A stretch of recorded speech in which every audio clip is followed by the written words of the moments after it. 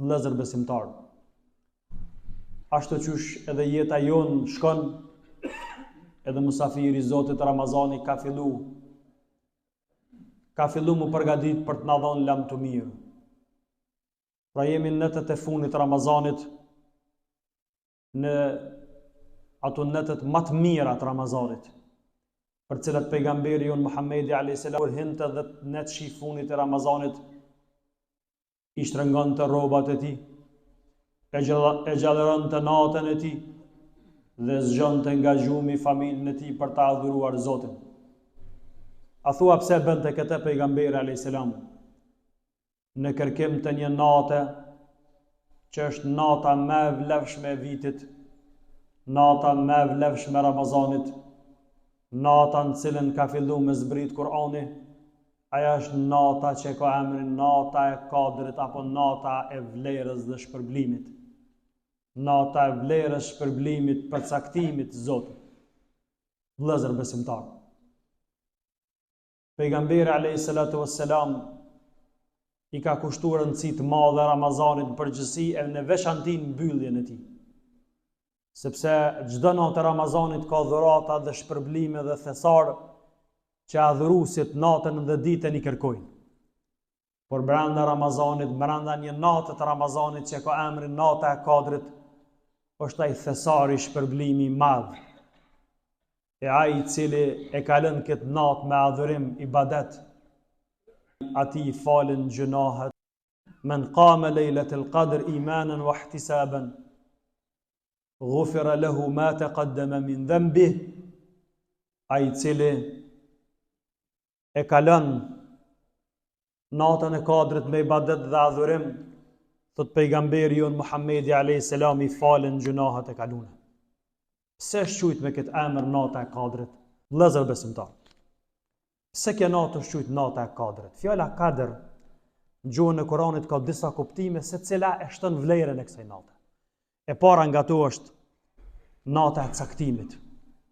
E xhelet tona, fatet tona, gjithçka që lidhen me jetën tonë, këtë natë caktohet për vitin që vjen. Fiha yufraqu kullu amrin hakim. Këtë natë caktohet çdo çështje e urtë prej Zotit. Pra, në këtë natë caktohet se a do të jetojmë, a do të amrrijmë Ramazanin e ardhshëm apo nuk do të amrrijmë Ramazanin e ardhshëm. Këtë natë caktohet gjithçka që lidhet me mirëqenien tonë, me fatin tonë, me gëzimin dhe hidhrimin tonë. Kuptimi i dytë i kësaj nate është nata e ngushtimit. Qadr, kuptimin e ngushtimit.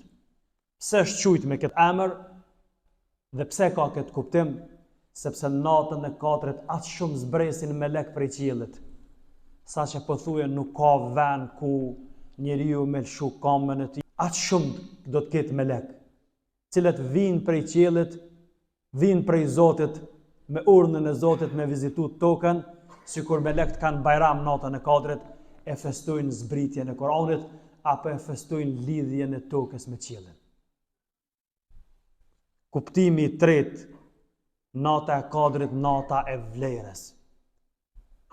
Lejletul qadri khairun min alfi shahr. Nata e kadrit është më e vlefshme se një muaj. Është më e vlefshme se një jetë njeriu. Është më e vlefshme se 83 vite, 4 muaj, ca ditë. Është një natë që shpërblimi i saj nuk ka mundësi mu llogarit. Pse o Zot gjithë ky shpërblim? Për hatër të Kur'anit, për hatër të Ramazanit, për hatër të umetit më të zgjedhur, umetit Muhammedit sallallahu alaihi wasallam. Këtë drejtim pejgamberi Muhammedi alayhis salam ju ka thonë shokëve kërkoni natën e kadrit në 10 netat e fundit Ramazanit. Kërkoni natën e kadrit në netët tek të Ramazanit. 21, 23, 25, 27, 29. Kërkoni natën e kadrit natën e 27 të Ramazanit. Kërkoni natën e kadrit natën e fundit të Ramazanit. Se këtu thonjet pejgamberit sikur kanë një lloj kundërthanie. Absolutisht nuk kanë kundërthanie. Po pejgamberi ka motivuar njerëzit varësisht prej vullnetit. Kur ka pa vullnet të njerit të një besimtar ose një grupi besimtarve, i kanë nxitë që me kërku natën e Kadrit në këtë Ramazanin, se do të angazhohen gjatë gjithë Ramazanit. Kur ka pa se ata do të angazhohen, ndoshta është niveli i vullnetit tyre është më i ulët, kërkon në natën e Kadrit në 10 net e fundit Ramazanit. Po kur e ka vrejtë se ndoshta ka edhe më dobë prej muslimanëve, kërkon në natën e Kadrit në netet tek të fundit Ramazanit. Kur ka vrejtë që ndoshta dikush është i lodhur, i molisur, i plakur, kur ta din ndoshta nuk mundet me bëu dhe shumë ibadet, kërkon në natën e Kadrit, i ka dhënë sinjal natën e 27 Ramazanit. Personalisht mendoj që mbas asaj që kum lexu, kum analizu, edhe thonjët pejgamberit alayhiselam paraprakisht, edhe Kur'ani ku e përmend natën e Kadrit, po edhe komentimet ndryshme të dietarëve dhe mendimet ndryshme, personalisht mendoj që nata e Kadrit mund të jetë në çdo natë Ramazanit. Nata e Kadrit lëviz dhe mund të jetë në çdo natë Ramazanit. Që i bjen rrjedhimisht ai i cili çdo natë Ramazanit e kërkon natën e Kadrit me ibadet, adhurim dhe me zemër të shnosh. Se kjo është kushti për me mri natën e Kadrit. Zemra me konë shnosh. Nëse e kërkon natën e Kadrit me zemër, me shpirt, të pastët, atëre pa dyshim se ka me mri natën e Kadrit. Cili është adhurimi i kësaj nate? Po që se sonte mendojmë që është nata e Kadrit. Ma ndjen shpirtin, e ndjen shpirti që është nata e Kadrit. Këtë pyetje e boni Hazreti Aisha radhiyallahu anha, i tha pejgamberit alayhiselam: "Ja Rasulullah, nëse ma thot shpirti e ndjej që sonte është nata e Kadrit, çfarë adhurimi më bën?" Pejgamberi tha: "O Aisha, thuaj Allahumma innaka afuwun tuhibbul afwa fa'fu anni." Një lutje e shkurt, një rresht, një fjali e shkurt. Tha thuaj: "O Allah, ti e falës i madh, e dën faljen, falu mu. O Allah, ti e falës i madh, e dën faljen, falna neve." Kjo është lutja. Pra adhurimi i kësaj nate është lutje të sinqerta drejtuar Allahut xhalla shanuhu. Lutja është prej gjona më të preferueshme në Ramazan, e sidomos këto net që veç kemi hinë to. Formulon e një grup të lutje. Kjo lutja kryesore le të jetë, që na ka mësuar pejgamberi alayhiselam.